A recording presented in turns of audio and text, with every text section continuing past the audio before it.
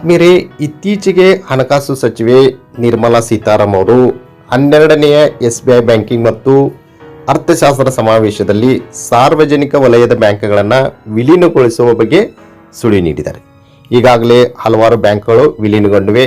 ಇನ್ನು ಮುಂದೆ 2.0 ಅಡಿಯಲ್ಲಿ Indian overseas bank, central bank of India ಮತ್ತು ಬ್ಯಾಂಕ್ ಆಫ್ ಮಹಾರಾಷ್ಟ್ರ ಈ 4 ಬ್ಯಾಂಕ್ಗಳು Punjab national bank, bank of Baroda ಮತ್ತು ಸ್ಟೇಟ್ ಬ್ಯಾಂಕ್ ಆಫ್ ಇಂಡಿಯಾದಲ್ಲಿ ವಿಲೀನಗೊಳ್ಳುವ ಸಾಧ್ಯತೆಗಳು ಹೆಚ್ಚಾಗಿವೆ. ಈ ಎಲ್ಲ ವಿಲೀನಗೊಂಡ ನಂತರ ಭಾರತ ದೇಶದಲ್ಲಿ ಉಳಿಯುವ ಬ್ಯಾಂಕ್ ಅಂದರೆ ಓನ್ಲಿ 4 ಪಬ್ಲಿಕ್ ಸೆಕ್ಟರ್ಸ್ ಬ್ಯಾಂಕ್ಸ್ ಮಾತ್ರ ಉಳಿತವೆ. ಅವುಗಳಲ್ಲಿ ಪ್ರಮುಖವಾಗಿ state bank of India, PNB, BOB ಮತ್ತು ಕೆನರಾ ಬ್ಯಾಂಕ್.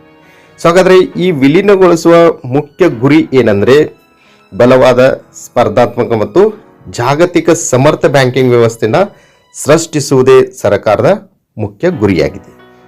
ಆದ್ಮೇಲೆ ಸರ್ಕಾರದ ಏನೋ ಉದ್ದೇಶ ಒಳ್ಳೆಯದಾಗಿದೆ, ಆದರೆ ಕೆಲವೊಂದಿಷ್ಟು ನಾವು ಡ್ರಾಬ್ಯಾಕ್ ಕೂಡ ಇಲ್ಲಿ ನೋಡಬೇಕು.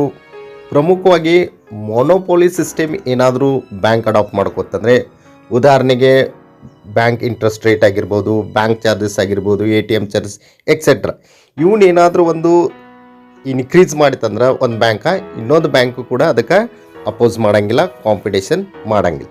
ಹೀಗಾಗೋದ್ರಿಂದ ಸಾರ್ವಜನಿಕರಿಗೆ ಸ್ವಲ್ಪ ತೊಂದರೆ ಕೂಡ ಆಗ್ಬೋದು. ಏನಾಗಲಿ ಭಾರತ ಸರ್ಕಾರ ಕೈಗೊಂಡಂಥ ಪಾಲಿಸಿಗಳಿಗೆ ನಾವು ಒಪ್ಪಲೇಬೇಕು, ಅಕ್ಸೆಪ್ಟ್ ಮಾಡ್ಕೋಲೇಬೇಕು. ಸೊ ಈ ವಿಡಿಯೋ ನಿಮಗೆ ಇಷ್ಟ ಆಗಿದ್ದರೆ ಲೈಕ್ ಮಾಡಿ, ಶೇರ್ ಮಾಡಿ, ಅದರ ಜೊತೆಗೆ ಕಮೆಂಟ್ ಕೂಡ ಮಾಡಿ. ಈ ಬ್ಯಾಂಕ್ಗಳ ವಿಲೀನೀಕರಣದಿಂದ ಆಗುವ ಅನುಕೂಲತೆ ಮತ್ತು ಅನಾನುಕೂಲತೆ ಬಗ್ಗೆ ನನಗೆ ಕಮೆಂಟ್ ಮಾಡಿ ತಿಳಿಸಿ. Thank you.